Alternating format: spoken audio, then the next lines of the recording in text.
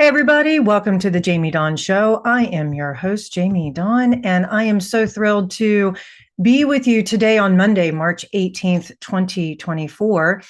And this is a pre recorded show, but that's only because I have some appointments that are going to conflict with today's show. This is still fresh information because I am recording it actually on Monday. So here we are, and we have 1 week for an eclipse. Now, it's a full moon. I'm going to talk about that and the fact that it's an eclipse. And we're going to talk about the various signs and how each other, how ourselves are going to be affected. But before we do that, there's no doubt in my mind that One to Listen is going to be having some sort of eclipse sale. We also have sales on Wednesdays and Fridays very often. And hopefully you guys are feeling supported and loved by us because we are here to do just that for you.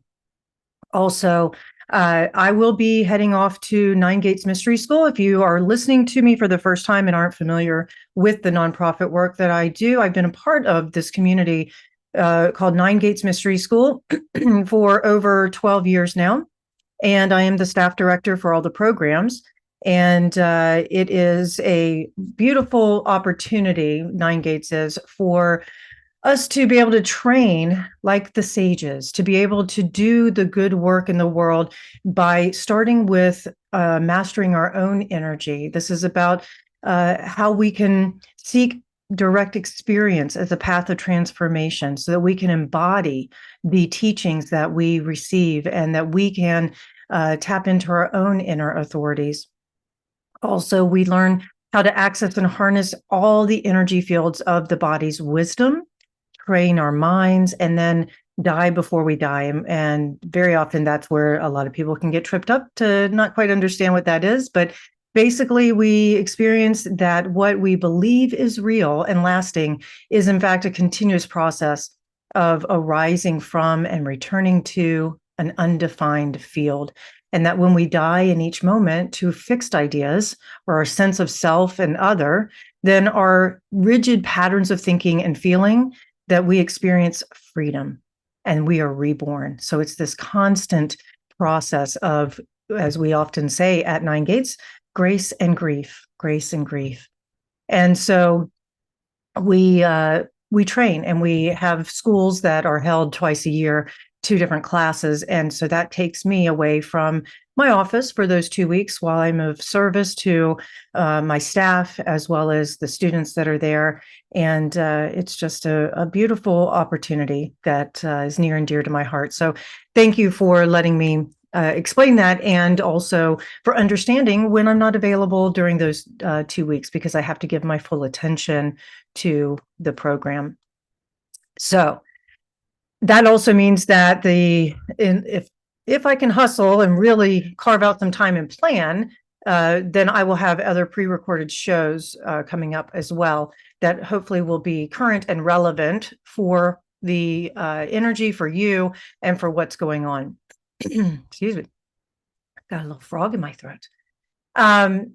So, of course, the big talk of the town is the eclipse in Libra, Aries. And, one of the things that I also point out is we are now in shadow with Mercury retrograding. It's going to retrograde April 1st to the 25th.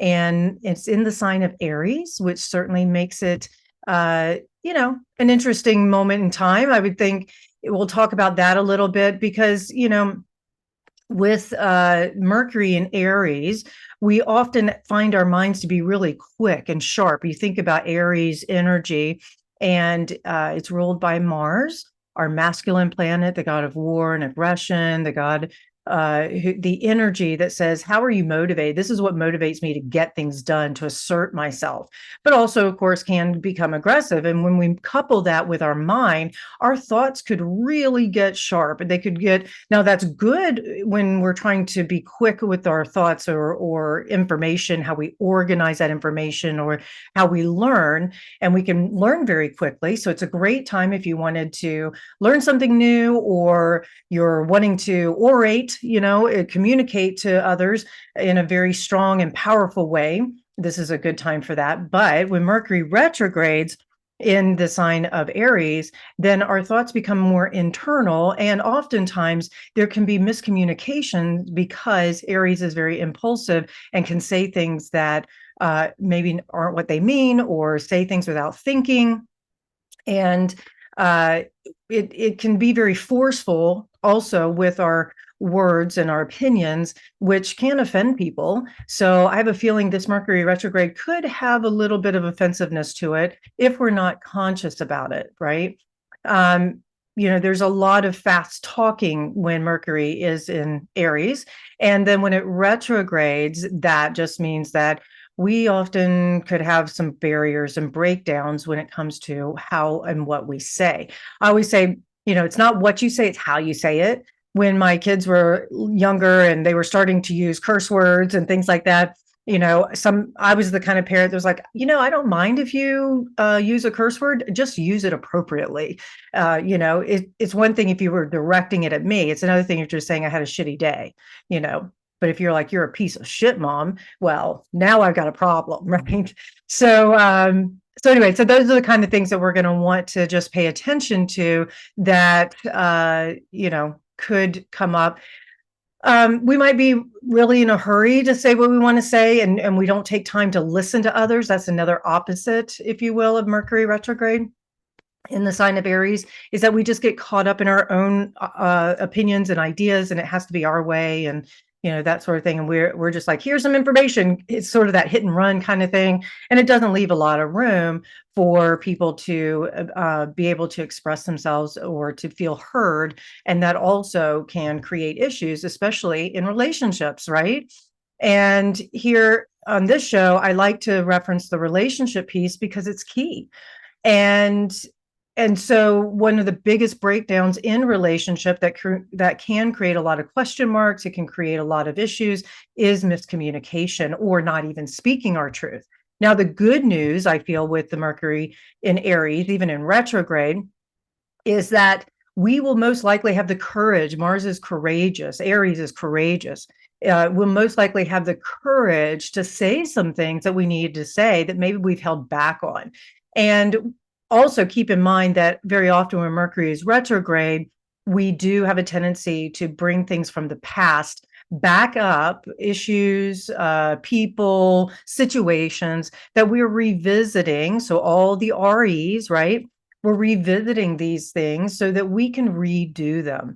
And so the invitation is to take time to really get clear on what it is you want. What is it that you need?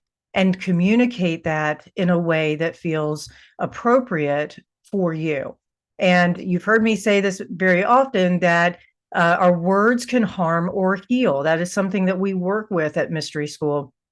And because we know this, our words could be weapons, or they can be a tool for transformation, a tool for healing.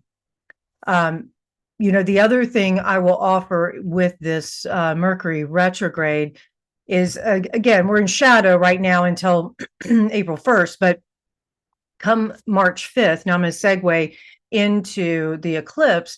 On March 25th, we have our full moon in Libra eclipse. It's at 5 degrees, and that's when it'll be exact. And it's a 10-degree orb from the south node, but eventually the moon is going to touch and hug the south node.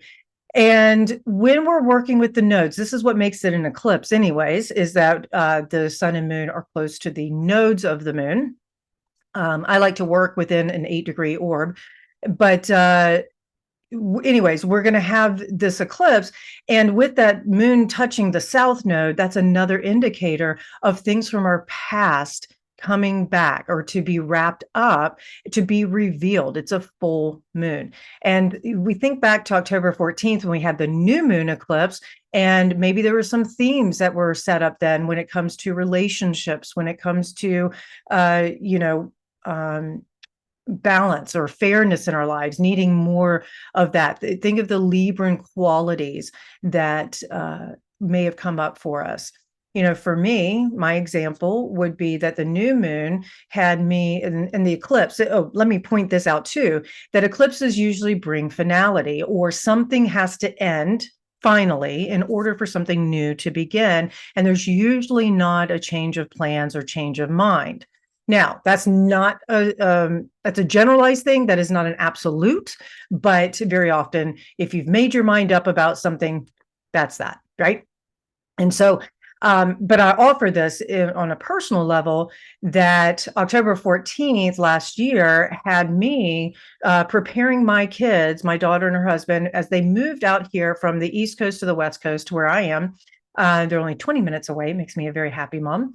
And they were moving. They were in the process of moving out here during that eclipse time. And eclipses, remember, are full or new moon on steroids. So we often feel their energy 2 to 3 weeks before, after, and it sets up, like I say, a 6-month, sometimes longer theme, if you will. And so I remember specifically that because it's my son-in-law's birthday, that on October 7th, his birthday, they signed their lease and started preparing their way here. So now I have Libra in the 10th house, which is the house of career, status, reputation, that sort of thing. But it's opposing my 4th house, which is about home and family and roots. And so here I had a new moon in my 10th house, but the effects were in my 4th of home and family, right? And so they set up this theme of having them out here. And then my daughter, she actually has Libra in her 7th house, and she's an Aries rising. And so she's got Libra in her 7th house, and she got married during the eclipse time as well. So there's and that has to do with, right? 7th house is marriage, relationships, contracts, open enemies, competition, that sort of thing.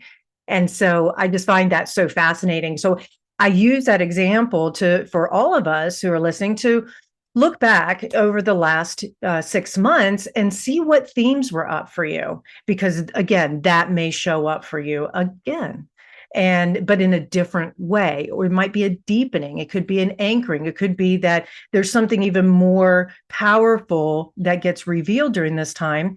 I sense that, and I've talked to my daughter about this, that and she agrees that their time here, it's taken them a good 6 months to really feel rooted or more anchored here, and now they're finally settling in, and they're starting to feel not necessarily that everything is hunky-dory, even though they're happy.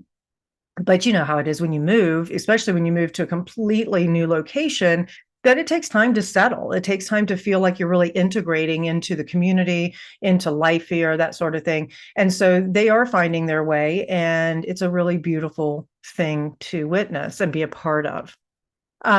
So let's talk about the eclipse here and how it could affect you by sign. So we're going to look at it. I use the whole house system, and we're going to weave this into relationship as well when we're working with it. So let me start with Aries, of course. Well, do I want to start with Aries? Maybe. Yeah, we'll start with Aries. Okay. So, of course, Aries, this is going to be right on your 1st and 7th houses. And so, because remember, we have a full moon. So the sun is going to be opposite the moon during this time.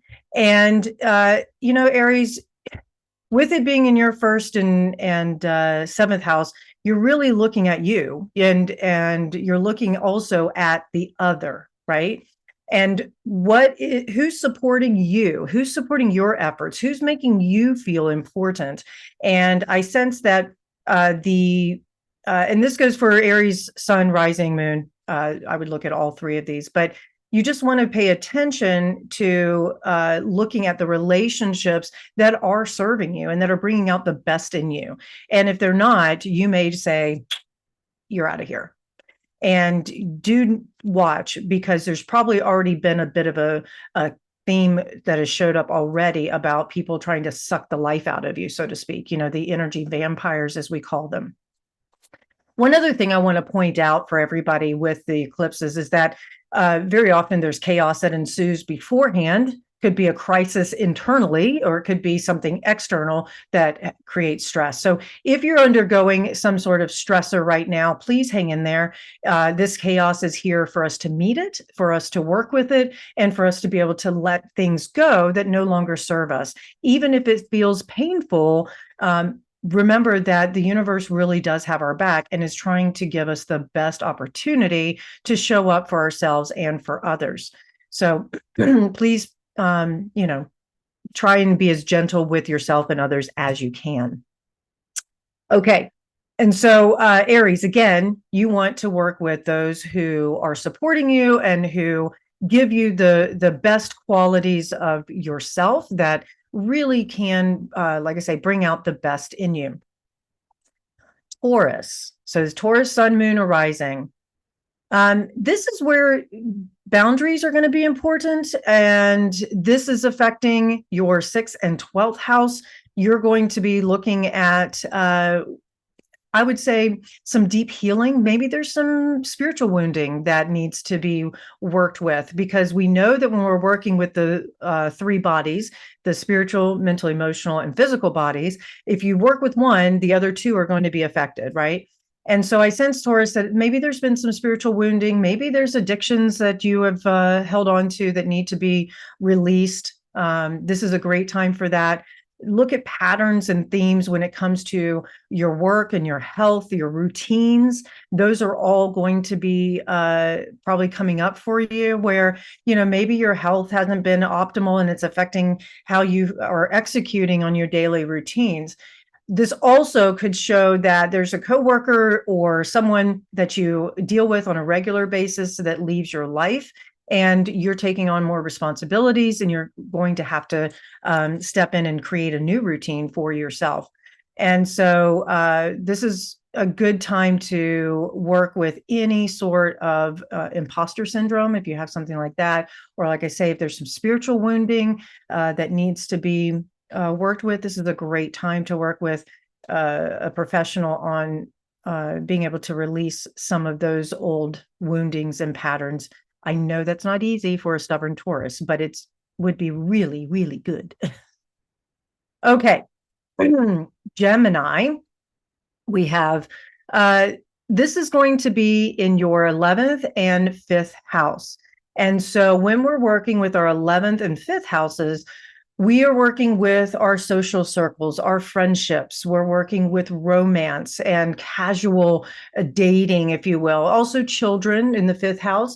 11th house has to do with, we'll say, our fulfillment of wishes. It's the fruit of the tree that we are sharing with others. That's where that social aspect comes from, the community, humanitarian kind of viewpoint. And so what you may find is that you're letting something go when it comes to a casualness or your creative expression, and taking it on a little more seriously, where you share it with others. It's like, okay, I have something valuable here that I want to add, I want to contribute to the world and to others. And so this is how I do it in my own unique way. You may also find, Gemini, this is again Gemini rising, sun, moon, is that you may have a child or work with children that are finally making a transition for themselves, and you're supporting them, participating with them. Maybe they're moving out of the house. Maybe you are welcoming children into your life, because 5th house has to do with youth. It has to do with children.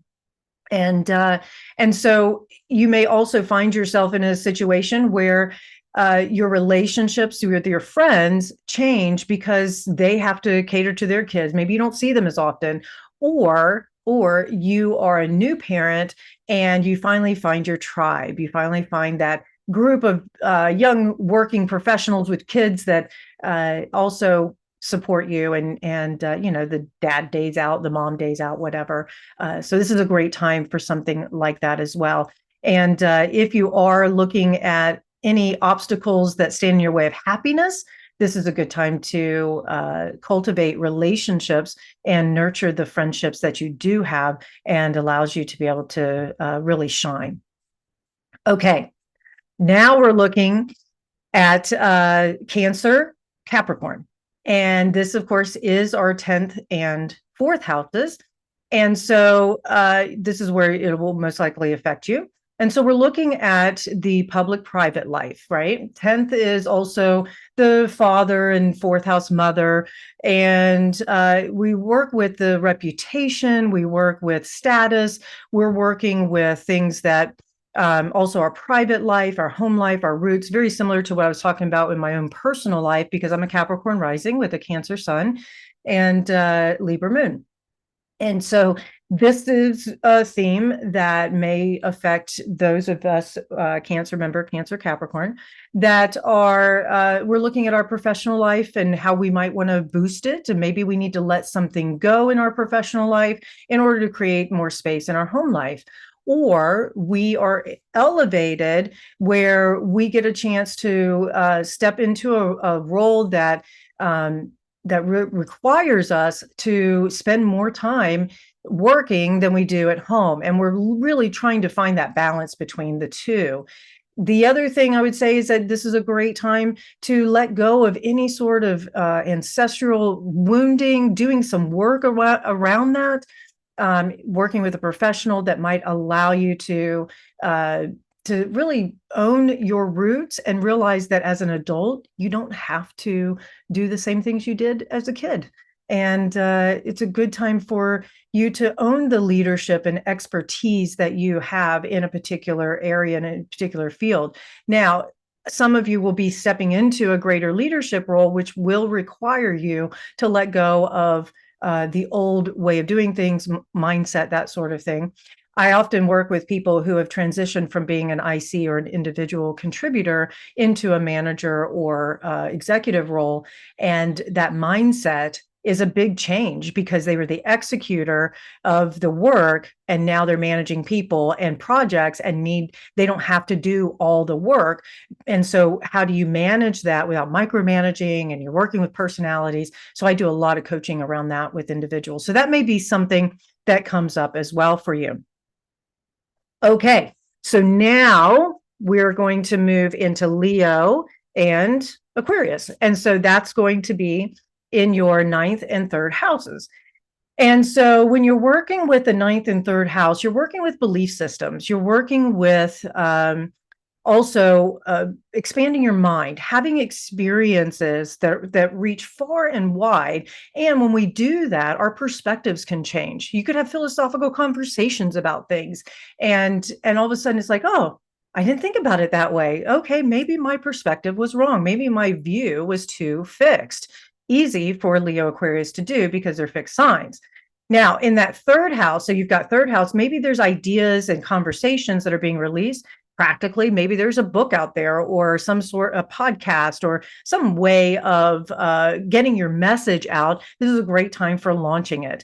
And I mentioned the Mercury retrograde and the shadow side of it. If you're launching during this time, make it a soft launch. Try not to take it too seriously.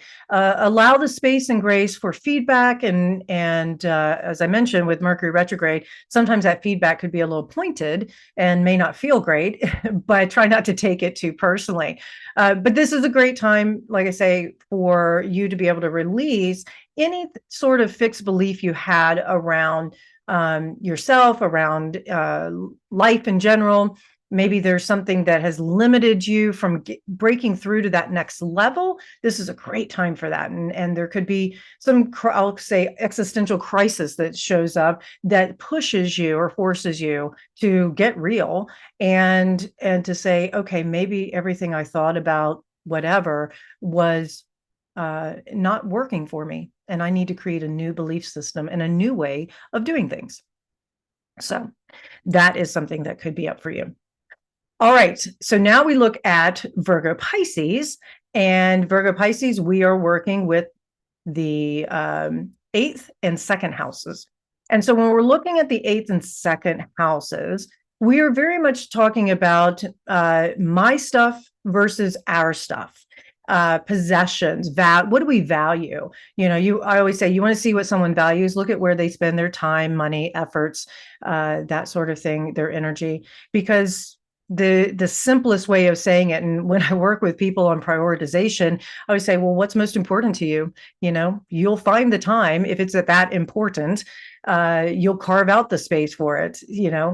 So that's what you're looking at. You're looking at how you have combined your things or your ideas or your emotional bonds with another or others. And do they still hold the same value? Do you still want to be in that bonded partnership with them? It could be a loan, it could be an investment that you made that is now finally coming to fruition. If you've been waiting to get that joint account or you're waiting to get that joint loan, whatnot, then here could be a great time for it. Perfect example. I know somebody who was trying to get a bank account open with her husband, and they finally had made an appointment and went in person. They were trying to do it over the phone, couldn't get it done. Finally went into the bank and got it done last week. Okay, so simple example, but that is one of that second, eighth house that could show up. Also, you may be letting go of a particular income that you had and stepping into a new role. So if you're looking for a new job, you've been hunting for a while, this is a great time to find that new source of income, and one that lines up with your values, and holding for you to hold out until you get what you really wanted is appropriate. And I think that also is going to be really potent for you. And so now I'm going to move to Libra, Aries. So remember, Aries, Libra, all the signs have a pair, right? And even though the Aries energy had to do with me versus we, and now Libra, Aries would be same, we versus me. So the theme could be very similar to Aries. However, the emphasis for Libra is more about me or we. And I want relationship. I want to collaborate. I want to include. I want to be in partnership because it makes me feel good. But I have to learn to maybe let go of a codependent issue, or I need to let go of the idea that I have to have a partnership in order to be whole and fulfilled, and that maybe I am whole and complete just as I am. Many of you Libra, Sun, Moon, or Rising signs are going to find yourself in an independent state where you may be doing a lot of things on your own. And that's not a comforting place for you, because you love to be in that relationship and you love to have those connections. And there's nothing wrong with that. But this eclipse is kind of forcing you or pushing you out of your comfort zone to be able to say, I can do X, Y, and Z on my own and be really good at it and be okay with it. And I don't necessarily need other people's approval. And I think that's probably the biggest theme, I would say, Libra, is that you're really working with letting go of needing other people's approval and just learning how to have radical acceptance for yourself. You may also find that if you're looking for love, that you end up with someone who is maybe very independent, doing their own thing. And this also can apply to business partnerships, right? Where maybe you partner with somebody in a new business, but you're both doing your own thing, if you will. So there's a lot of freedom within the business and within the partnership. And I would say, Libra, if for some reason you're in a relationship that has felt constrictive or it's felt unbalanced, that now's the time that you let that go, because you're looking for someone who will reciprocate and someone who will give you that reflection that you're so much looking for in a partnership. Okay. So now we move to Scorpio, Taurus. So again, we did Taurus, Scorpio. Well, now we're looking at Scorpio and Taurus. And this is where, if we're placing the sign of Libra, Aries into the houses and Scorpio rising sign, then we're working with the 12th and 6th house again. Now, it's a little bit different than when Taurus was when it was Taurus Scorpio earlier. So the emphasis is more about letting go of any sort of issues that maybe have plagued your mind, maybe have really caused you a serious crisis within yourself. Maybe some things, some shadow work has come up that you just weren't even aware was there. And now it's getting revealed. It's like, wow, I didn't realize I responded that way. I didn't realize I was so fixed on certain things in my life, especially with my relationship with myself, my relationship with my own internal world. Maybe there's been some things that you felt were imprisoning you. And maybe there's a relationship, it could be a work situation, could be an addiction or a health situation, because we're looking at that 12th, 6 houses, that maybe there's been something that's made you feel trapped and stuck. And this is a great time to get unstuck, but you have to face your fears. You have to face yourself. This is the greatest enemy, if you will, the greatest dragon that you're facing is yourself. And remember, the thing I love about the dragon is that it really is the keeper of the treasure, because once you get past that guardian of the gate, the treasure is there, it's revealed. And I sense that, Scorpio, you're going to find yourself in a beautiful position to open yourself up even more to those people and situations that bring out the best in you, that do love you. Maybe there's some past wounds that you just haven't been able to get past, and you've been fighting your own demons, so to speak. This is a great time to let go of those demons and to take a little bit of a chance on love, on relationship, take a little bit of chance to go deeper with those people and friends that mean the most to you. It's also a great time to plan for a retreat. If you need to get away for a little bit, maybe you've been talking about it. This is a great time for that as well, to start planning that, or at least go. It's perfect, I would say, for my 9 gates community. If there's any Scorpio Tauruses out there in my community, I haven't done their charts or anything. But if they're at 9 gates, then that's perfect for this kind of energy. So then we look at Sagittarius and Gemini.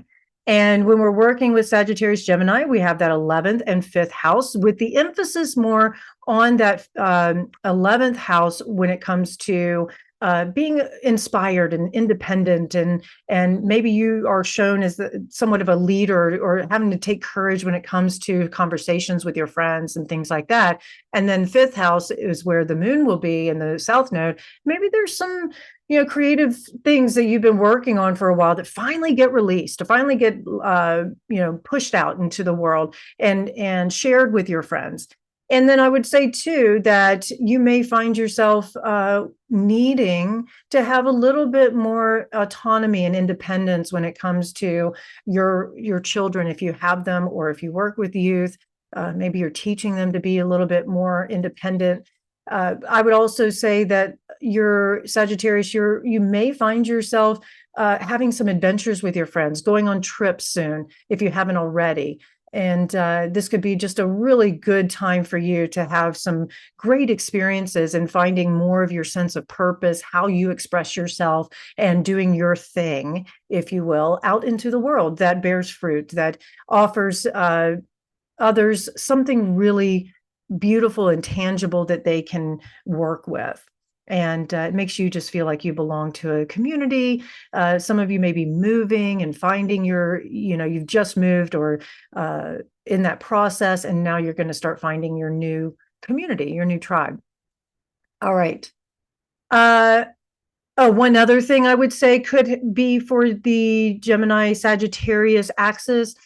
Those of you with the sun, moon, or rising in those signs, you may find yourself letting go of a particular group that doesn't serve you anymore, and being okay doing your own thing for a while until you find a new group. That is a possibility when you were working at that 11th house. Okay. So now we move into the Capricorn Cancer axis again. I mentioned the 10th and 4th house with Cancer. Now the emphasis is more on that 10th house with the Capricorn rising. With the Cancer rising, the emphasis was more on the 4th house. And so, but again, both signs are going to feel the effects of this eclipse because of the full moon in the axis that they are falling on. So with the Capricorn Cancer And again, 10th house emphasis, there could be something that in the career, in the the professional relationships, the status, reputation gets exposed. Maybe you're thrust into the spotlight and you're forced to take on a leadership role because somebody in your professional life or somebody in your private life is dealing with some of their own private matters and you have to step in for them. That's one example. The other thing might be you're ready to let go of a particular career because you haven't been able to get to that next level. And you know you're so ambitious, Capricorn, that you need a good challenge. You need to see how much higher on the mountain you can climb or how much deeper in the ocean you can swim. And so you're looking for that next opportunity. And I sense that many of you Capricorns are going to probably leave a role and go on to something different because it offers better pay, it offers better position, better training, better opportunities, you name it. Some of you also might find yourself in a leadership program or finding ways in which you can boost your skills so that you can be an expert or an authority in the world, in whatever you do. And I would say too that a few of you may see authority figures exiting during this time. So it could be that a boss leaves or somebody who you have looked up to, or maybe they've been a tyrant, finally gets their dues. So those are some things that may show up for you, Capricorn, during this eclipse time. And remember, I talk about crisis. So if there's been, you're like, I'm in this shitty ass job and I'm so sick of it, you may just go, I'm leaving it, and it could be a little sudden. We'll see, because we've got a little trine going on between your rising sun or moon to Uranus and Jupiter. So should be an interesting moment for you. All right. So now we're looking at Aquarius and Leo. And so now the emphasis, Aquarius, Leo, is still 9th and 3rd house, but we're looking at it from more of a 9th house or perspective, because the emphasis is really on, again, communication, opening your mind, having experiences, learning, that sort of thing. And keep in mind, this will be a lovely sextile and trine energy for you, but with the nodes and the sun and moon, which will, I sense, Leo Aquarius, or Aquarius Leo, I should say, that you're going to find some new opportunities that show up because you're wrapping some things up that maybe were communicated the wrong way, or maybe there wasn't a contract or a decision made about it that finally gets signed, and now you can move forward.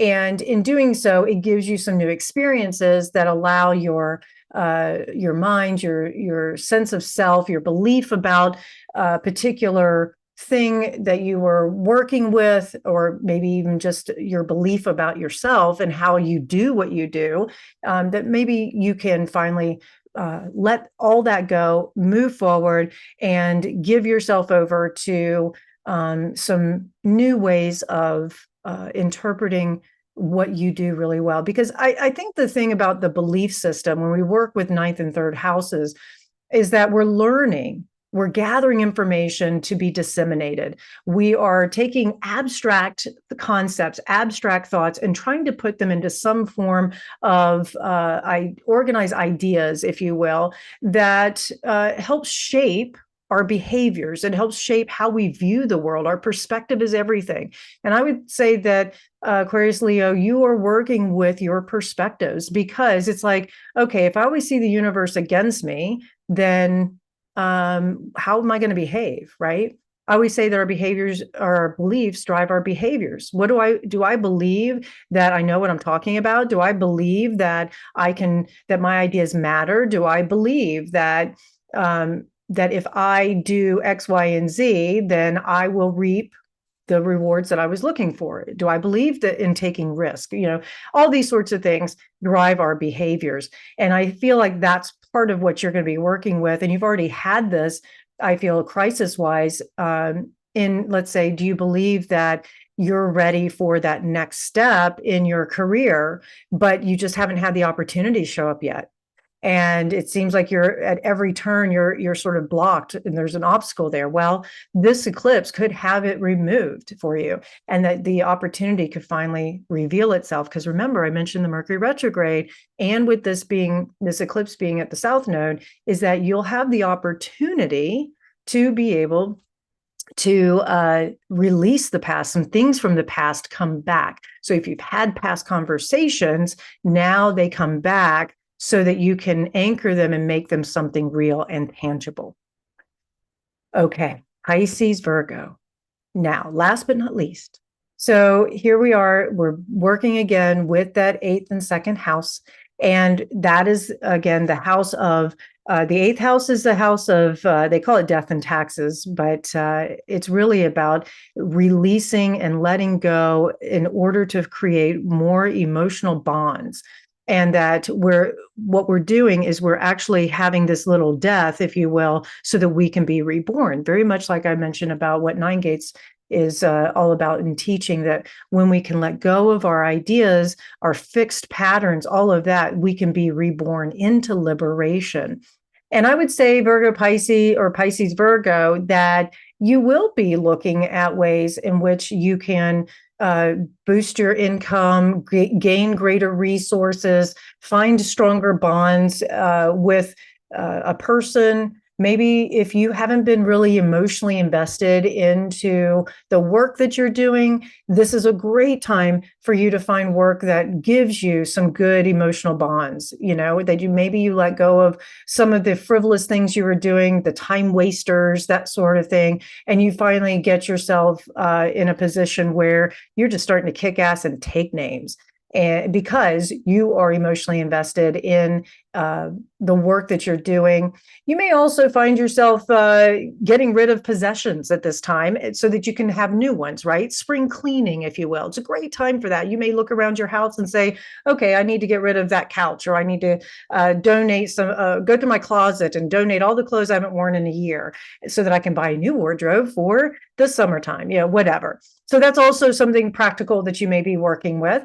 And like I say, I feel as though Pisces, Virgo, that it's really going to feel good to you to create that spaciousness so that you can let the universe bring that person, the relationships, the things, the experiences or possessions that bring you the greatest joy. I think that's probably the biggest thing, is that if it's not bringing you joy right now, you'll probably say, okay, it's time to let that shit go. So. All right, so that's the eclipse. Some of the themes that may affect you through the houses, and what else? What else is really up for us right now? I don't want to just fill time for the sake of it, but I do want to talk about as I wrap up the show. We just have a few more minutes left. As I wrap up the show, I'll leave you guys with a couple of things.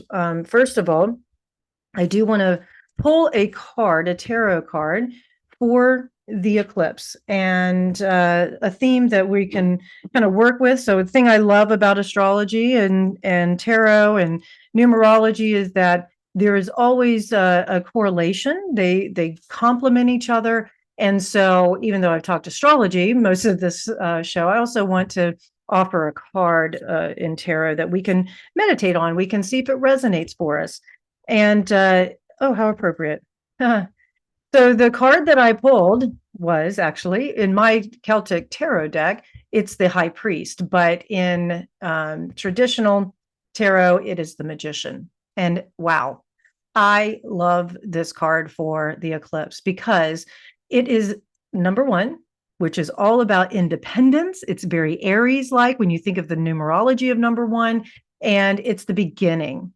And so the Magician is the number of new beginnings and opportunities, and it's associated with the planet of Mercury being in Aries, which is where our eclipse is.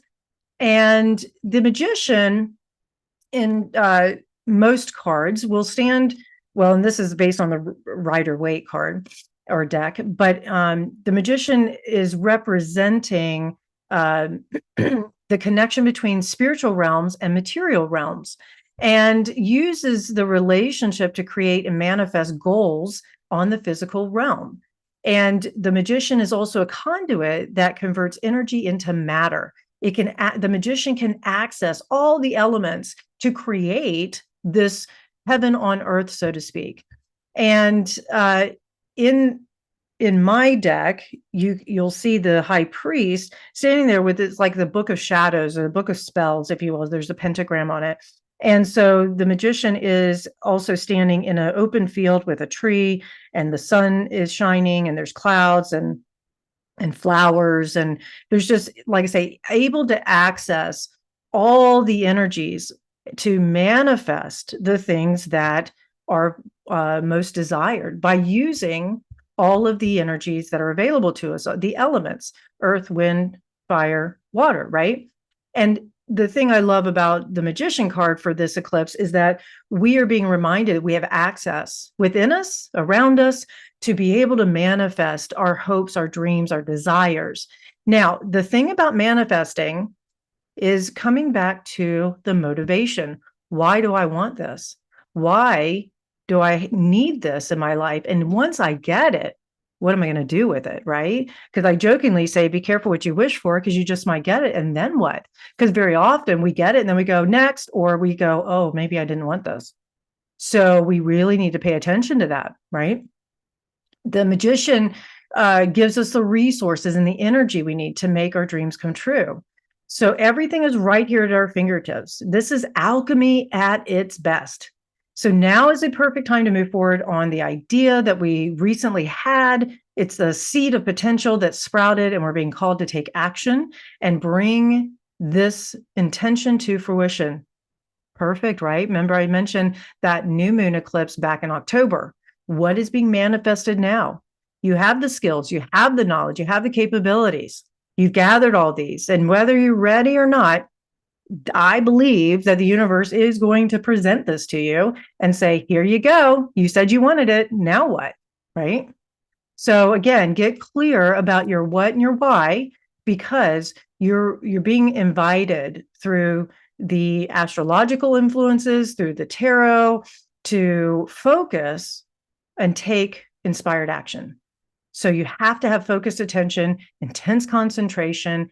And, I remember when I first got started in the metaphysical world years and years ago. Well, I shouldn't say first, I was a kid, but as far as like studying it and having a teacher that I worked with, one of the things we did was Abraham Hicks. And I'm sure many of you are familiar with Abraham Hicks, who I absolutely love. And one of the things they were talking about with manifestation was concentration, and concentrating for 17 seconds was what they were honing in on. It was all you needed, 17 seconds. And once you're focused on that, then that manifestation starts to get revealed. Now, the simplest way I like to say it is, where attention goes, energy flows. So that's what we're doing. And what I would say with whether you do it on the actual eclipse or a couple of days before, it's most potent usually within 24 hours before a full moon or a new moon.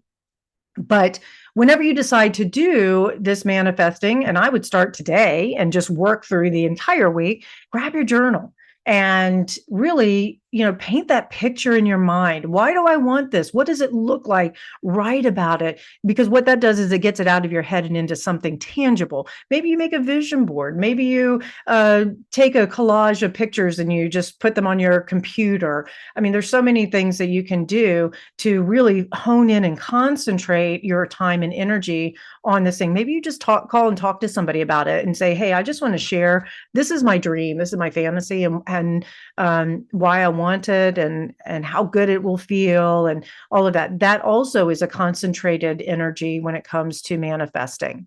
So yeah, grab a friend, grab a professional, whatever, share with them your ideas or your desires, and talk about what it would look like and that sort of thing. So it's a big week. It is a big week ahead. We have, like I say, I've been talking about Mercury retrograde and the eclipse. Another pin on the map is that we've now got Mars, our planet, remember, the ruler of this eclipse, along with Venus, our cosmic lovers. They're ruling the eclipse because Mars is the ruler of Aries and Venus is the ruler of Libra. And But Mars moves into the sign of Pisces on Saturday, just before the eclipse. And so, well, Friday night into Saturday. And so we're going to have Mars also not in its best energy when it comes to, because, when it comes to the potency of it, and that's only because it's a water sign and Mars is very aggressive, and you put aggression in with water. Yeah, you could have tsunamis, but I think of it on a personal level, it's like a swimmer. Now, the good news, the thing I like about Mars in Pisces in that watery area is that it moves with purpose through the water, and it can cut through the water with this grace and this ease. And so just notice how our intuition, our compassion, our desire for greater empathy with ourselves and others could come into play, which is going to be perfect, especially if we're working with crises moments that we've been having. So, and also we'll have, of course, the spring equinox this week with the sun moving into Aries as well. And we'll feel a shift, I think. I think there's going to be this wonderful feeling of maybe I can get unstuck, or maybe I felt a little lethargic, or, it's wintertime here in the Northern Hemisphere. Maybe I've needed to feel a little slower than usual. Now we're going to feel inspired and motivated probably to revisit our goals that we set at the beginning of the year, check in with them. How are we doing with it? Maybe there's some, we got a little lazy. Now we get the energy and the motivation to actually get it done. So that's a cool thing with the sun in the sign of Aries. We get a little bit more giddy up. So try not to beat yourself up if you got frustrated or you felt that you didn't get certain things done that you needed to get done, because it's a new day and we have to do the best we can with what we're given. I was having a conversation with my partner last night about, the A effort. And he was like, why do people say the A game? Why don't you say a B game if the B's your best? And, he's a first grade school teacher. So I appreciated his perspective on that. And I was like, yeah, okay, I get that. I'm all for, if a B is as good as it gets, then so be it. So again, if you're giving yourself this mark of, I know my limits, I know what I'm capable of and my capacity right now, and it's a B or it's a C, good for you. That's all that matters. Because remember, you're the magician of your life. You're your own greatest teacher, and you have access to all the elements. And I have no doubt that you can manifest what it is you desire most. All right, you guys, I'm going to wrap up the show. Thank you so much for listening. And please come find me over at 1-2-Listen. And I look forward to supporting you. I know a lot of all the other great advisors there do as well. Stay tuned for all the other great shows here on 1-2 Radio. And I will hopefully have some new material for you while I'm serving in my role as staff director at Nine Gates Mystery School. If not, bear with me, please. I'm giving it my best, I promise. All right, you guys, have a beautiful week. Come check in with me. I want to see how you're doing, how I can support you. Thanks so much, Jay, for producing, and we'll see you next time. Take care, everybody.